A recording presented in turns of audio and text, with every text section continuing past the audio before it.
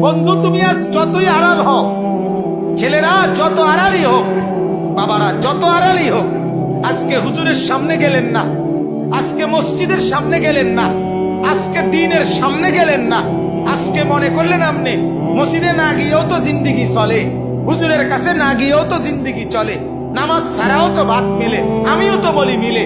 আরে নামাজ ছাড়া ভাত তো কুত্তারও মেলে, ভাত তো জানোয়ারেরও মেলে, ভাত তো বেঈমানেরও মেলে। এটা তো আশ্চর্যের কিছু না বেটা। ভাত খাবার, এটা তো বেঈমানেও খা।